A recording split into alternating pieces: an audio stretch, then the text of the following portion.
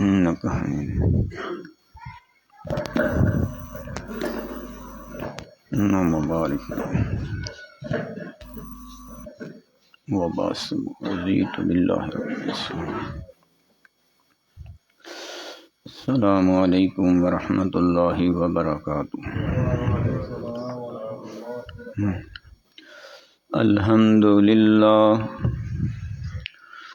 الحمد لله نحمده ونستعينه ونستغفره ونعوذ بالله من شرور أنفسنا ومن سيئات أعمالنا.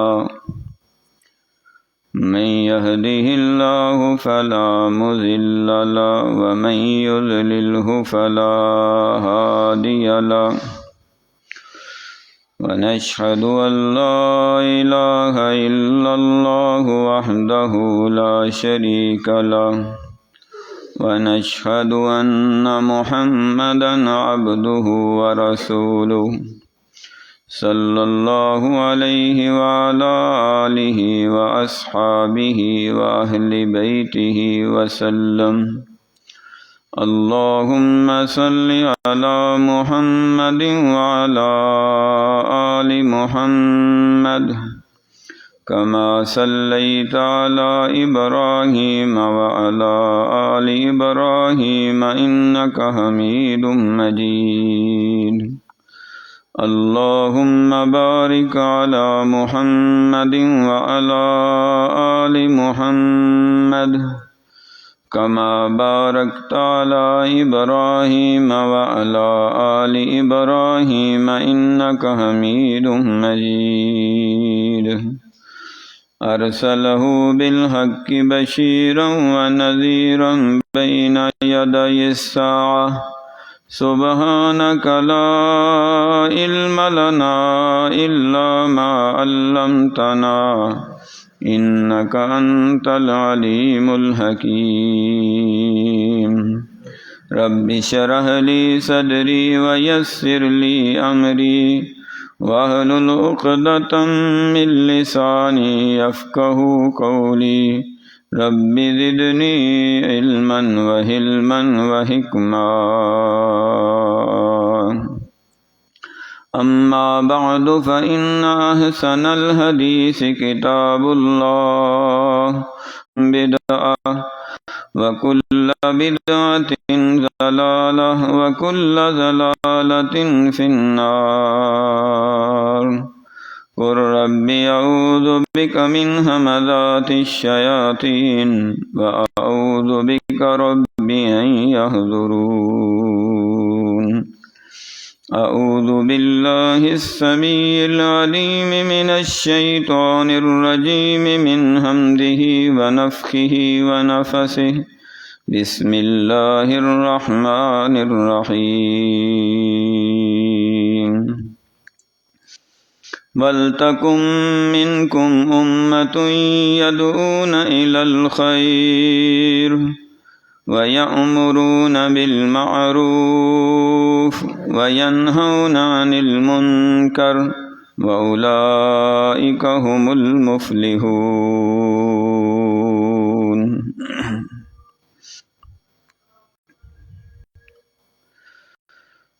سورۃ آل عمران کی آیت نمبر 104 ہے. پارہ بھی چوتھا ہے. اللہ سبحانہ و تعالی نے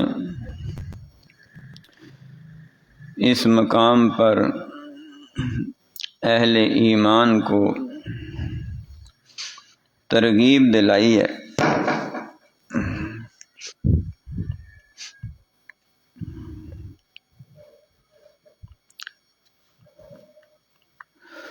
وَلْتَكُن مِّنكُمْ أُمَّةٌ،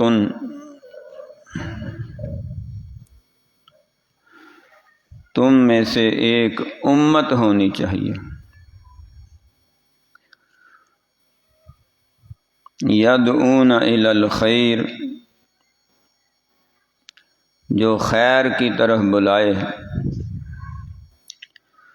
وَيَأْمُرُونَ بِالْمَعْرُوفِ، اور اچھے کاموں کا حکم دے، وَيَنْهَوْنَ عَنِ الْمُنْكَرِ، برے کاموں سے منع کرے۔ یہ تین خوبیاں جس میں ہوں گی وَأُولَٰئِکَ هُمُ الْمُفْلِحُونَ، وہی کامیاب ہے۔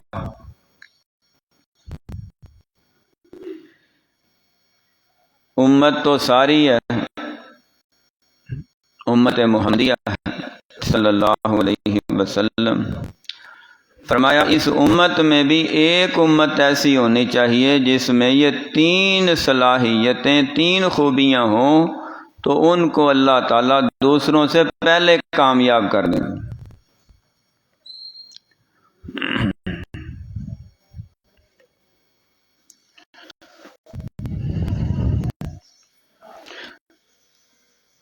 جیسے ہر جگہ پہ کچھ VIP لوگ ہوتے ہیں، فرسٹ کلاس سیٹیں ہوتی ہیں، تو یہ خاص خاص لوگوں کے لیے ریزرو کی جاتی ہیں۔ اللہ سبحانہ و تعالیٰ کے ہاں بھی ایسے ہی ہے۔ ایمان کی کیٹیگریاں ہیں، نیک اعمال کی خوبیوں کی بنا پہ درجات ہیں، تو جو ان خوبیوں کو اپنے اندر دوسروں سے زیادہ عملی طور پہ، پریکٹیکلی طور پہ اللہ سبحانہ و تعالی کے فرشتوں کے لکھنے والے رجسٹر میں درج کروائے گا، اللہ رب العزت ان کو VIP لوگوں میں شامل فرما لیں گے، اور وہ جو اعلیٰ ترین سیٹیں فرسٹ کلاس کی ریزرو کی ہوئی ہیں، وہ اللہ تعالیٰ ان کو عطا فرمائیں گے۔ ان میں مرد بھی شامل ہو سکتے ہیں، عورتیں بھی شامل ہو سکتی ہیں، سب کے لیے عام حکم ہے۔ اور فرمایا یہ جماعتوں میں ہونی چاہیے، اس کے بغیر امت امت ہی نہیں، اس کے بغیر جماعت جماعت ہی نہیں، اور اس کے بغیر دین دین ہی نہیں۔ اس میں کسی سند کی یا کسی ڈگری کی یا کسی سیٹ کی یا کسی اعلیٰ عہدے کی کوئی ضرورت نہیں ہے۔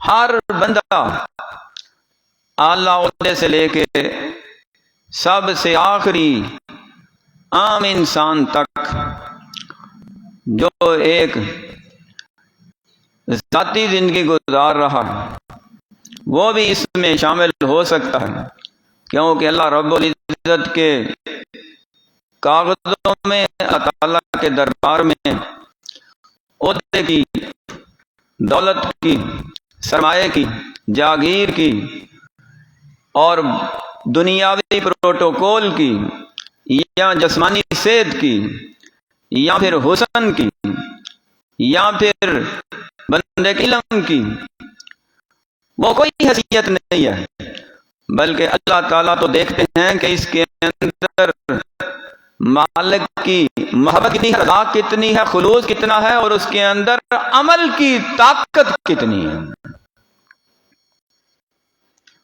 تو جو اس میں رنگ بھرے گا عملی طور پہ، اللہ تعالیٰ اسے اولئک ھم المفلحون دوسروں سے پہلے کامیاب فرما دیں گے۔ اللہ سبحانہ و تعالیٰ نے قرآن پاک میں کئی ایک مقامات پہ اسی بات کو مختلف انداز میں دہرایا ہے، تاکہ یہ رپیٹ ہوتا رہے، اس کی ریویژن ہوتی رہے، بار بار ہم اس کو دہراتے رہیں۔ جن کو یہ سبق بھول چکا ہے وہ یاد کریں، اور جن کو یاد ہے وہ اس میں سپیڈ بڑھا دیں اور تیز کر دیں، کسی کو بتانے سے ہی پتہ چلتا ہے، اور اگر ہم بتانا ہی چھوڑ دیں، سمجھانا ہی چھوڑ دیں تو پھر معاملہ وہیں کا وہیں رہ جائے گا۔ انبیاء، اولیاء اور صحابہ جن کے ذریعے یہ دین ہر دور میں امت تک پہنچا ہے، ائمہ اکرام ہوں، مفسرین اعظام ہوں، محدثین ہوں، انہوں نے ہر وقت ہاتھ میں تلوار یا ڈنڈا نہیں پکڑا تھا، وہ تو بوقت ضرورت تھا، وہ زبان کے ذریعے ہر وقت لوگوں کو سمجھاتے رہتے تھے جہاں موقع ملتا، بلکہ موقع بنا کے لوگوں کو سمجھایا کرتے تھے۔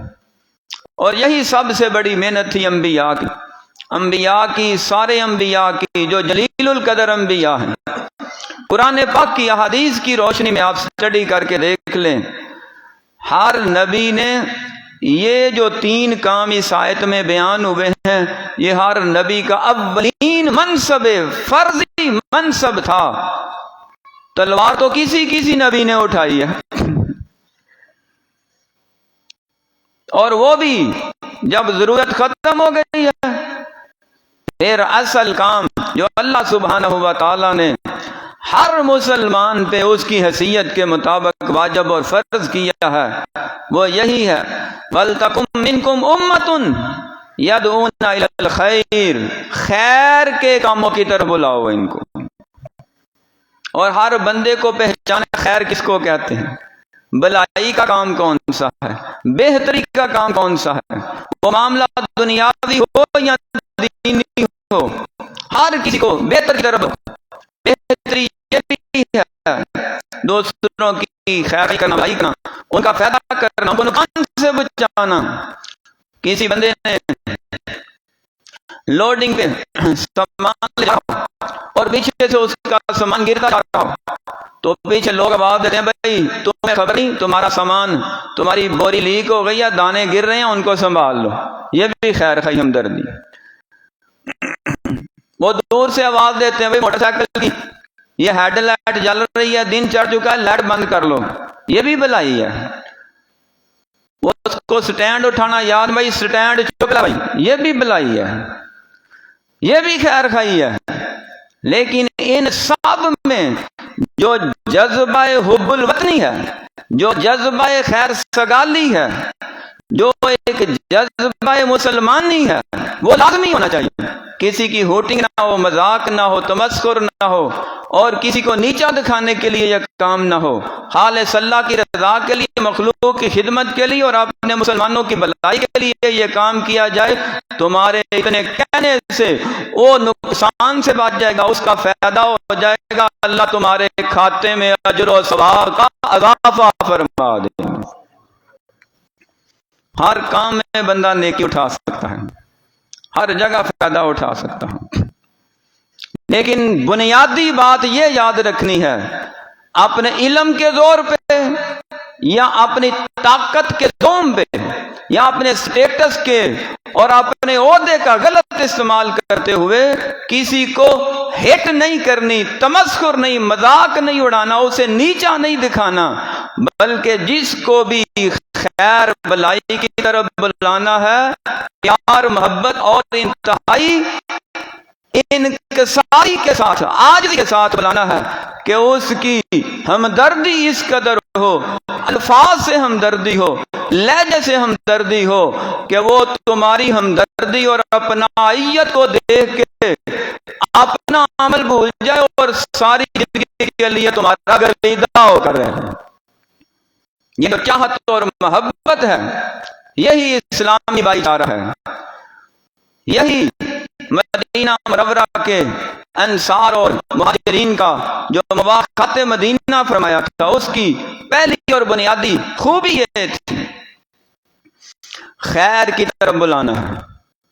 ایک بندے کا گاڑی پہ چلتے ہوئے پیچھے سے سامان گر رہا ہو تو اکثر لوگ بول پڑتے ہیں، بھائی تمہارا سامان گر رہا ہے، لہذا بریک لگاؤ اور پہلے اپنے سامان کی حفاظت کرو پھر جانا۔ بڑی اچھی بات ہے، اس کی ہمدردی اور خیر خواہی کرتے ہیں، کہتے ہیں جی سٹینڈ اٹھا لو ٹھوکر لگ جائے گی گر جاؤ گے، خیر خواہی ہمدردی کرتے ہیں، ہیڈ لائٹ بند کرواتے ہیں، خیر خواہی ہمدردی کرتے ہیں۔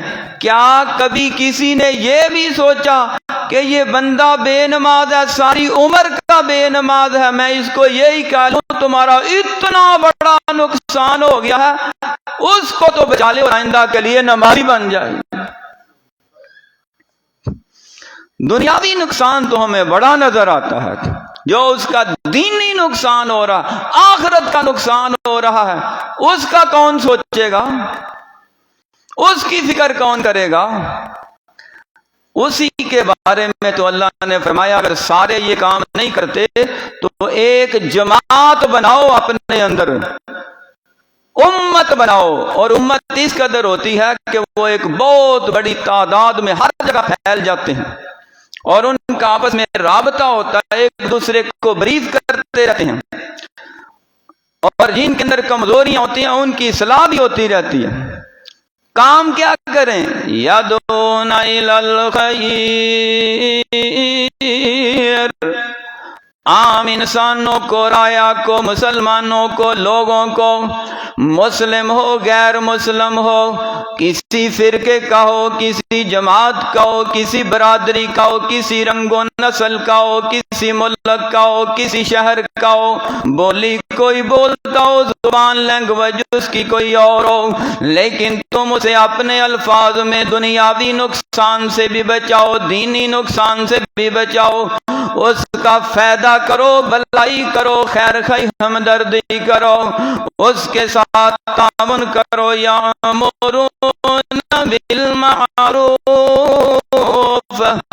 اس کو معروف کا، اچھے کاموں کا، بھلائی کا، خیر خواہی کا، نیکی کا، تقوی کا، طہارت کا، دینداری کا حکم دیتے رہو، جذبہ محبت رکھو، ایمان اسلام رکھو، خلوص کے ساتھ دعوت دو، ینہون عن المنکر، جہاں ان کے اندر کمی دیکھو، کوتاہی دیکھو، نقصان دیکھو، ان کے اندر کوئی برائی دیکھو، کوئی فحاشی اور یعنی دیکھو، شرک و بدعت دیکھو، خلاف سنت کام دیکھو، خلاف شریعت عمل دیکھو، انہیں روک دو، ٹوک دو، سمجھا دو، ان کو اس سے بچا لو، کیونکہ تم اسے جہنم میں جانے سے بچا رہے ہو، اللہ تعالیٰ تمہیں جنت کی طرف چلا دیں گے۔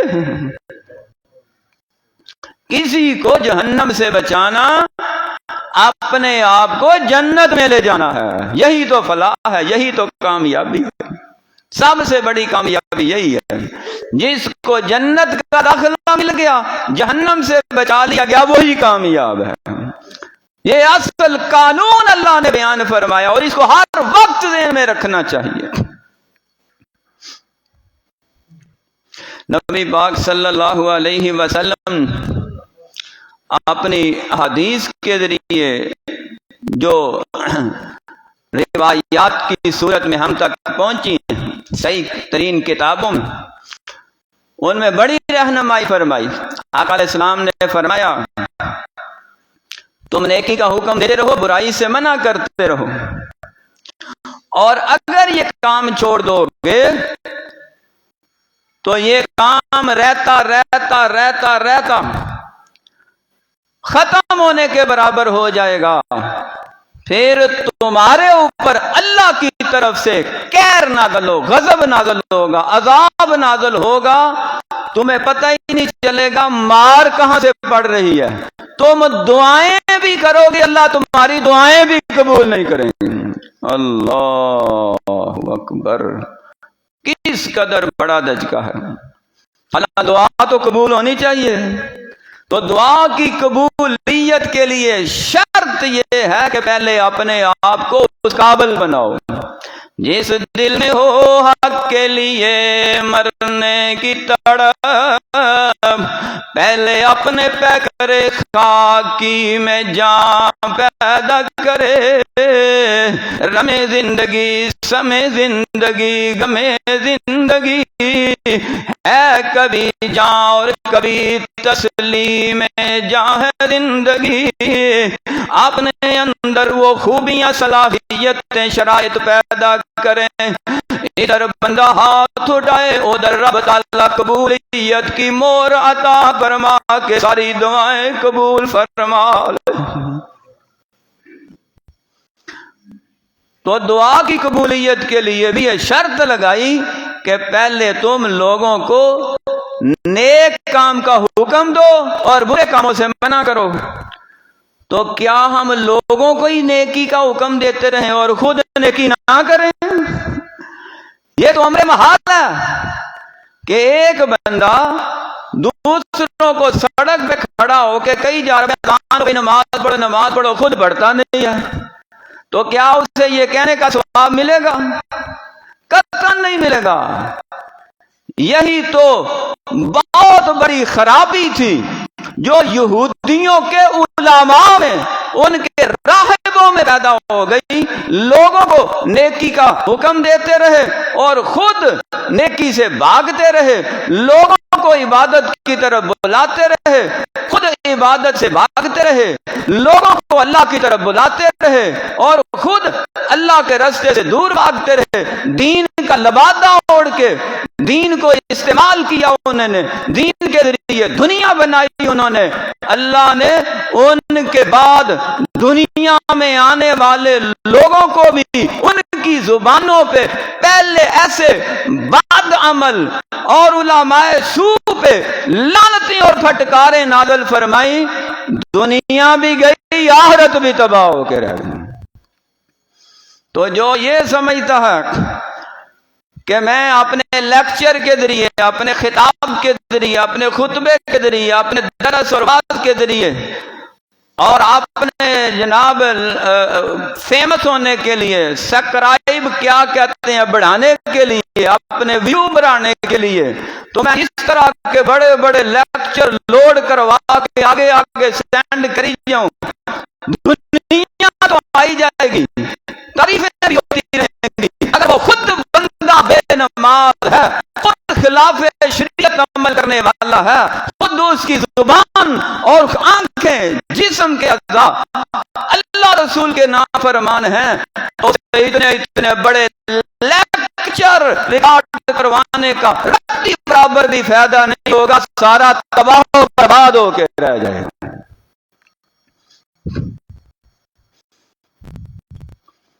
تامرون الناس بالمعروف، لوگوں کو نیکی کی طرف بلاتے ہیں، تنسون انفسکم، اپنا اب یاد ہی نہیں۔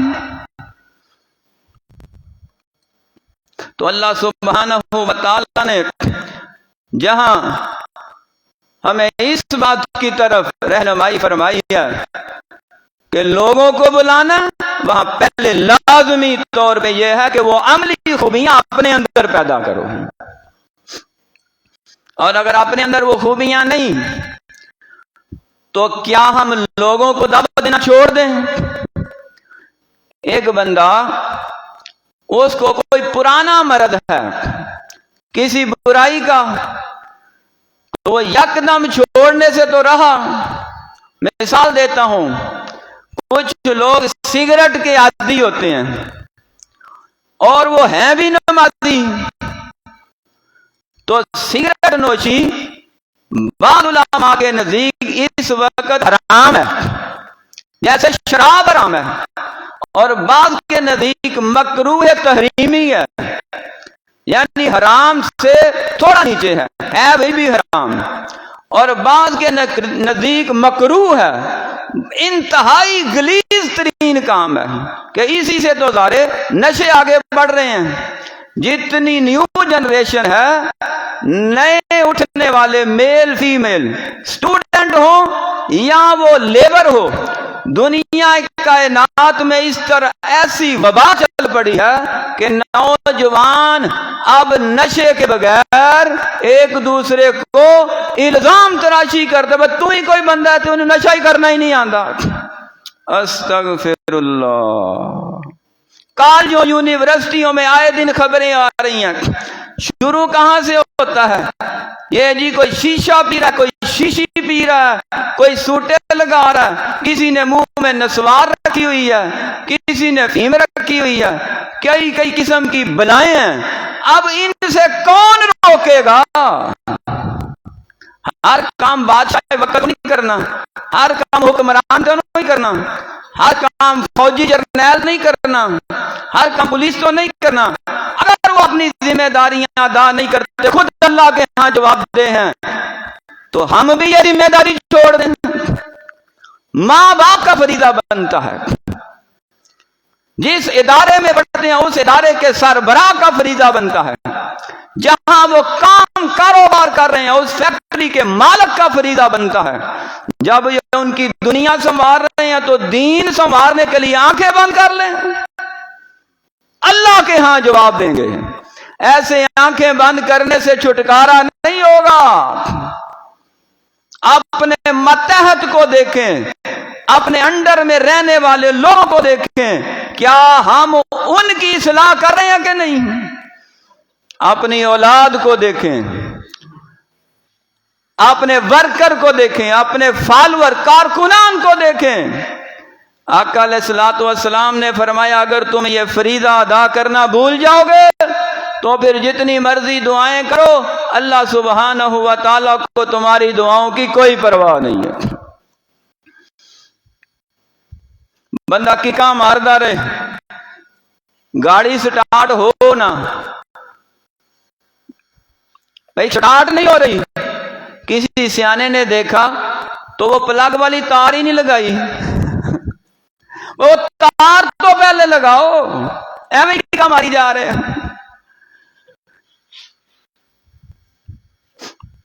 پہلے وہ جو کچرا ہے، وہ جو خرابی ہے اسے دور کرو، پھر پہلی کک پہ سٹارٹ ہوگا، ہلکی سی ریس دو گے ہوا میں اڑتا جائے گا، پر ایڈی تیز بھی نہیں چلانا، آہستہ آہستہ رکھنا ہے۔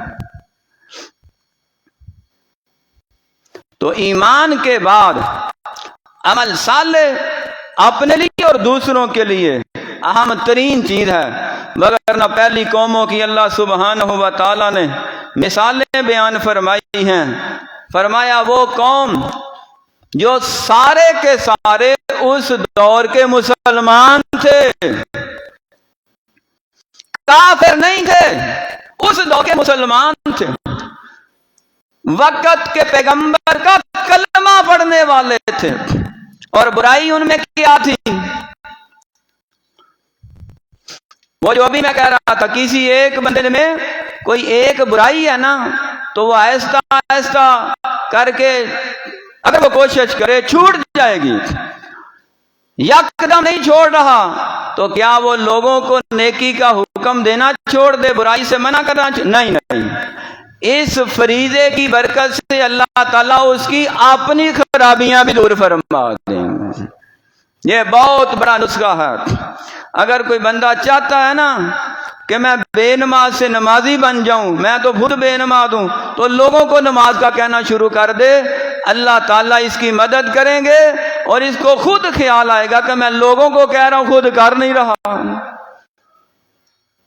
تو جب دو چار بندوں کو کہے گا بھائی سگریٹ چھوڑ دیو تو خود بھی چھوڑنا پڑے گا، جب لوگوں کو بھائی نشہ چھوڑ دو خود بھی چھوڑنا پڑے گا، لوگوں کو بھائی جوا شراب چھوڑ دو خود چھوڑنا پڑے گا، لوگوں کو بری مجلس میں جانا چھوڑ دو خود چھوڑنا پڑے گا۔ جب اپنے اندر کوئی برائی ہے تو دوسروں کو منع کر دے جاؤ، اس کی برکت سے اللہ تمہاری بھی ختم فرما دیں گے۔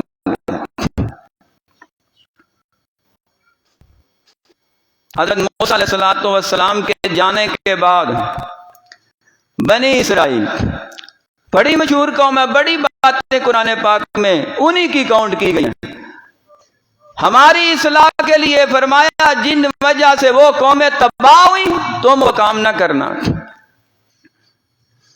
انہیں حکم یہ تھا کہ تم نے ہفتہ والا دن، جیسے ہمارا جمعے کا دن ہے، ان کے ہفتے کا دن تھا عبادت کا، سارا دن عبادت گاہ میں رہنا ہے، صبح سے شام تک، سورج کے طلوع سے غروب تک عبادت گاہ میں رہنا ہے۔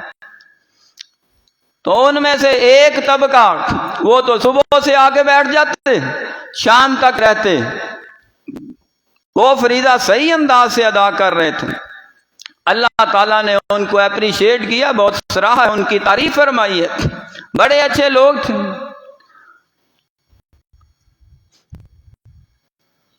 دوسرا طبقہ وہ کبھی آتا، کبھی لیٹ آتا، کبھی نہ آتا، جیسے دنیا دار لوگ ہوتے ہیں، مرضی کے مالک۔ تیسرا طبقہ ایسے تھا جو بالکل نہیں آتے تھے، وہ سارا دن دریا کے کنڈے بیٹھے رہتے اور جناب کنڈی لگائی ہوئی، مچھی آئے نہ آئے کنڈی چلائی ہے نا بس۔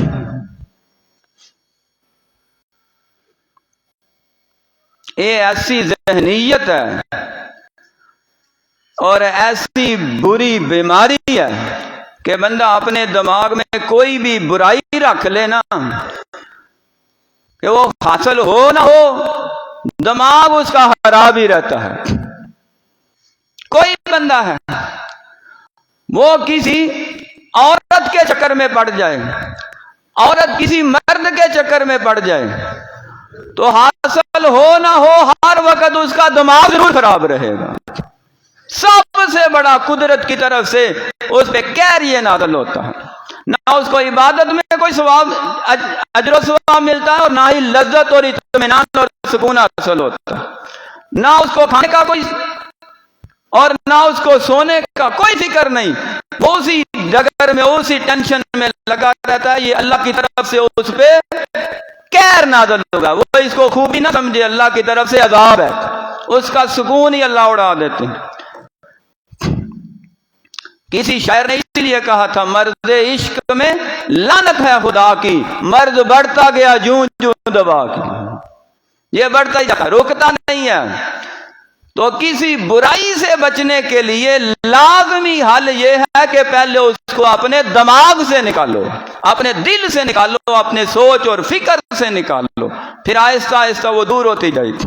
وہ راہیں چھوڑ دو، وہ مجلس ترک کر دو، وہ لوگ ہی ترک کر دو، اپنا ماحول بدلو۔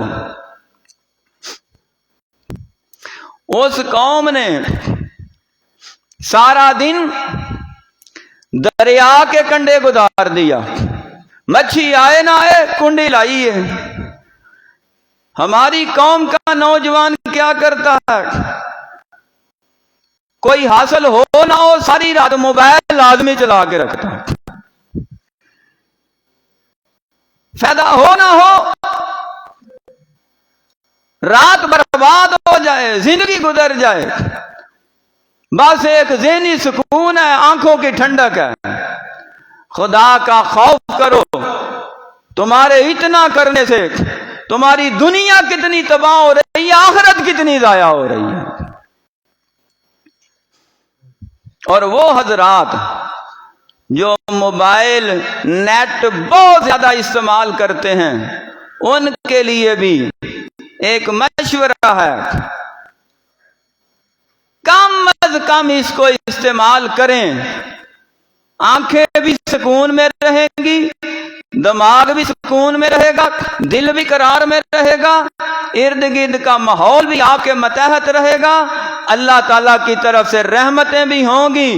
کیونکہ جو بار بار ہم موبائل پہ نظر جما کے دیکھتے ہیں نا، کبھی محرم آ جاتی ہے، کبھی غیر محرم آ جاتی ہے، کبھی مرد آ جاتا، کبھی عورت، اور بار بار غیر محرم کو دیکھنا ہی بہت بڑا گناہ ہے۔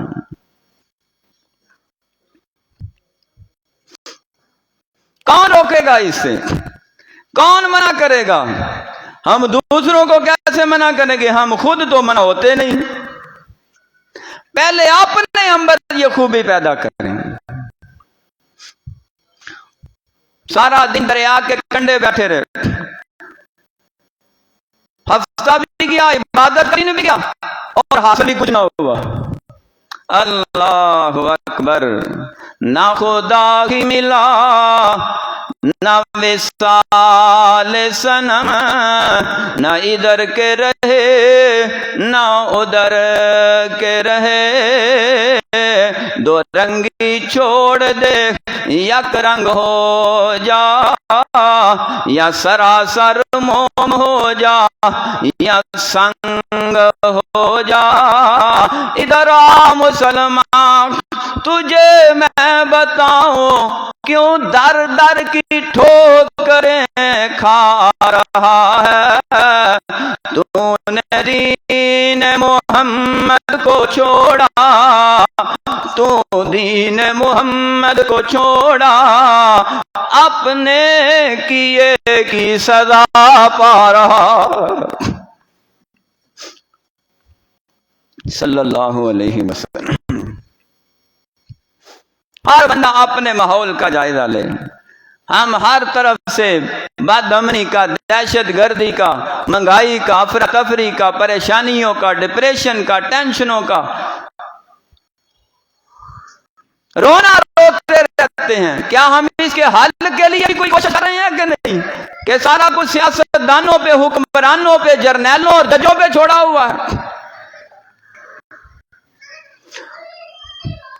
جو اللہ رب العزت نے ہمیں سبق پڑھایا ہے، ایک آدمی اپنے گھر کا ماحول صحیح کرے، ایک عورت اپنے بچوں کی صحیح تربیت کرے، ایک مالک اپنے ورکر کی صحیح تربیت کرے، ایک حکمران اپنے رایا کی صحیح دیکھ بھال کرے۔ فرمایا تمہارے کہنے سے جتنے لوگ نیکی کے راستے پہ آئیں گے، ان سب کے نیک اعمال کا ثواب اللہ تمہیں بھی عطا فرما دیں گے۔ اور اگر تمہارے غفلت کی وجہ سے، یا تمہارے آنکھیں بند کرنے کی وجہ سے، یا تمہارے کھلی چھٹی دینے کی وجہ سے، یا تمہارے کہنے کی وجہ سے کچھ لوگ یا زیادہ لوگ برائی کے راستے پہ چل پڑے نا، تو ان کے جتنے گناہ ہوں گے وہ سارا بوجھ تمہارے سر میں رکھ دیا جائے، کیونکہ تم سربراہ ہو، گھر کے سربراہ ہو، علاقے کے سربراہ ہو، تم شہر اور ملک کے سربراہ ہو، ایک ادارے کے سربراہ ہو، ایک کمپنی کے سربراہ ہو۔ سربراہ سے ساری رایا کے بارے میں سوال ہوگا۔ کیا ہم اس کے لیے تیار ہیں؟ اپنے بیوی بچوں کے اعمال کا حساب دے سکیں؟ گھر کی عورتیں بے نماز ہیں، بے پرد ہیں، ہمیں کوئی ٹینشن نہیں، ہمیں صرف یہ فکر ہے ساڈے جان تو پہلا کھانا بہترین پکیا ہوئے، کھانا ٹائم پہ نہ ملے تو جناب سارا گھر سر پہ اٹھا لیتے ہیں، بیوی ٹائم پہ نماز نہ پڑھے، بچے اٹھ کے سبق نہ پڑھے، کوئی پرواہ نہیں، ٹائم نہ سکولے نہ جان، کام تے نہ جان، تو ماں بنڈا پھاڑ کے مگر دنیا کی بڑی فکر ہے، اس کو فلاں پوسٹ پہ پہنچانا ہے، فلاں ڈگری کروانی ہے، فلاں ہنر سکھانا ہے، فلاں کاریگر بنانا ہے، اور مرنے کے بعد یہ ساری ڈگریاں، سارے ہنر، ساری کاریگری کیا میرے آپ کے کام آئے گی؟ کام کیا آنا ہے؟ ربی جعلنی مقیم الصلاۃ ومن ذریتی ربنا وتقبل دعاء ربنا اغفر لی ولوالدی وللمؤمنین یوم یقوم الحساب۔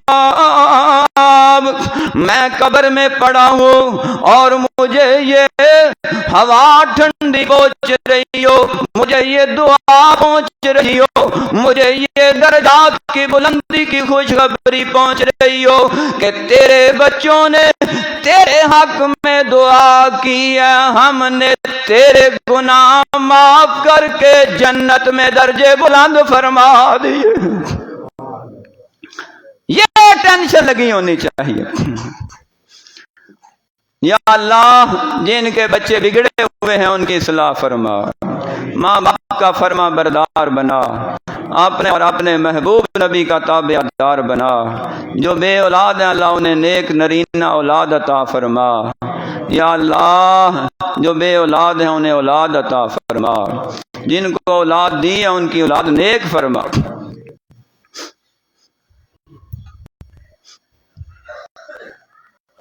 کیوں تباہ ہوئے؟ کوئی بہت بڑا جرم نہیں کیا، چوری نہیں کی، قتل نہیں کیا، شراب نہیں پی، زنا نہیں کیا، ڈاکہ نہیں مارا، کیا کیا؟ جمعہ نہیں پڑھا، جمعہ نہیں پڑھا، اس وقت کا جمعہ نہیں پڑھتے تھے۔ تو جو لوگ جمعہ پڑھنے آ جاتے نا،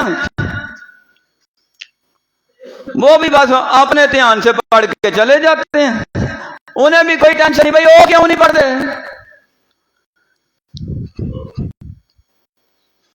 ایک طبقہ جو صبح سے شام تک بیٹھا رہا تھا، انہیں ٹینشن تھی، انہیں فکر تھی کہ یار ساڈے بھرا، ساڈے محلے دار، ساڈے رشتے دار، ساڈے نال زندگی گزارن والے یہ جہنم میں جا رہے ہیں، ان کو بچاؤ، روکو ان کو۔ وہ پڑھ کے جاتے نا، شام کے قریب ادھر جا کے وہ ابھی تک اپنے جال سنبھال رہے ہوتے، مچھیاں لپیٹ رہے ہوتے، اپنا کاروبار ریڑیاں سیدھی کر رہی ہوتے، جناب تالے لگا رہے ہوتے، گاڑیاں، وہ اس طرح کاموں میں پڑے تھے۔ بھائی آئے کیوں نہیں؟ تو جو درمیان والا طبقہ، اور چھڈو بنا جی، جتنے کوئی لگا ٹھیک لگا، تو آگے کہنا نہ کوئی صحیح ہو جانا۔ اچھا ان کو نہیں روکتے تھے کہ تم برائے کام نہ، جو نیک کام کہہ رہا ہے اسے روک رہے ہیں۔ چھوٹو جی مولوی صاحب ہے، مولوی صاحب کو روکتے ہو، حاجی صاحب کو روکتے ہو، صوفی صاحب کو روکتے ہو، اسے کوئی نہیں کہتا۔ انہوں نے کام ہی ہے جی، انہوں نے نہ کیا، استغفر اللہ۔ انہوں نے یہی کہا، لِمَ تَعِظُونَ قَوْمًا اللَّهُ مُهْلِكُهُمْ أَوْ مُعَذِّبُهُمْ عَذَابًا شَدِيدًا۔ اس قوم کو کیوں روکتے ہو، وعظ کیوں کرتے، تبلیغ کیوں کرتے ہو؟ ان کو اللہ ہلاک کرے گا، تباہ کرے گا، عذاب شدید نازل کرے گا۔ تو وہ آگے سے جواب کیا دیتے؟ قالوا معذرة إلى ربكم ولعلهم يتقون۔ دو فائدے ہیں ہمارے کہنے سے، بار بار کہنے سے، سارے نہیں تو کم از کم کچھ لوگ، آدھے لوگ، زیادہ لوگ واپس پلٹ آئیں گے، ایمان کی طرف، تقوی کی طرف، نیکی کی طرف آ جائیں گے۔ اور اگر ایک بندہ بھی ہمارے کہنے سے نیک نہ بنے، اس کی قسمت اور مقدر کم از کم ہم اللہ رب العزت کے سامنے تو پاک صاف ہو جائے گے۔ قیامت کے دن اللہ یہ تو نہیں کہے تساں کیوں نہیں سرو کیا؟ اللہ کے سامنے ہم اللہ کی عدالت میں بری ہونا چاہتے ہیں، اللہ رب العزت کے سامنے بری ہونا چاہتے ہیں۔ اللہ سبحانہ و تعالیٰ نے ایمان والوں کی یہ خوبی بیان فرمائی ہے کہ ان کے اندر جہاں اور خوبیاں ہیں، یہ خوبی بھی ہے۔ التائبون العابدون الحامدون السائحون الراکعون الساجدون الآمرون بالمعروف والناہون عن المنکر والحافظون لحدود اللہ وبشر المؤمنین۔ 9 خوبیاں اللہ سبحانہ و تعالیٰ نے سورہ توبہ میں ایمان والوں کی بیان فرمایا ایمان والوں کو خوشخبری ہے، فلاح ان کے لیے، کامیابی ان کے لیے، بار بار اپنے سے ہونے والے گناہوں کی توبہ کرتے ہیں، معافی مانگتے ہیں، عبادت کرتے ہیں، نمازیں پڑھتے ہیں، روزے رکھتے ہیں، صدقہ خیرات کرتے ہیں، اپنے جسم کی حفاظت کرتے ہیں، لوگوں کو نیکی کا حکم دیتے ہیں، برائی سے منع کرتے ہیں۔ فرمایا میرے فرشتوں لکھ دو، ہم نے ان کے لیے جنت الاٹ فرما دی۔ آؤ یہ خوبیاں ہم بھی اپنے اندر پیدا کریں۔ یہ میں آیت نمبر آپ کو بتا دیتا ہوں، یہ سورہ توبہ ہے اور اس کی آیت نمبر 112 ہے، غالباً 112، 11واں پارہ۔ یہ پڑھے قرآن بھی پڑھا کرو یار، چاہے موبائل پہ ہی نکال کے پڑھو صحیح، ترجمے کے ساتھ پڑھو، اور اس کو اپنے اوپر اپلائی کر کے دیکھو کیا ہمارے اندر یہ خوبی ہے؟ کب ہم اپنے آپ کو بدلیں گے؟ ہم دوسروں کے سہارے پہ زندگی گزارتے رہیں گے، آنے والی کو بہت بڑی خوشخبری کے انتظار میں ہیں۔ اس وقت تک اللہ کسی کی حالت نہیں بدلتا جب تک بندہ اپنی حالت آپ نہ بدلے۔ جو بے نماز ہیں پکے نمازی بن جائیں، اور جو کسی گناہ میں ملوث ہیں وہ گناہ ترک کر دیں، اللہ رب العزت کی سچی پکی عبادت کی نیت سے توبہ کریں، اور آئندہ کے لیے ہر چھوٹے بڑے گناہ کو ترک کر دیں۔ پھر دیکھیں اللہ تعالیٰ ایسے ہاتھ اٹھاؤ گے اللہ کبھی خالی نہیں لوٹائے گا، یہ اللہ کا وعدہ ہے۔ اللہ سبحانہ و تعالی ہمیں بھی ایسے خوش نصیب لوگوں میں شامل فرمائے۔ اللہ تعالی ہم سب کے گناہ معاف فرمائے۔ اللہ رب العزت ہمارے ملک کی حالات کو بہتری کی طرف لے جائے، اور جو بیمار ہیں اللہ انہیں صحت عطا فرمائے، جو فوت ہو گئے اللہ تعالیٰ ان کی بخشش فرمائے۔ سبحان ربک رب العزت عما یصفون وسلام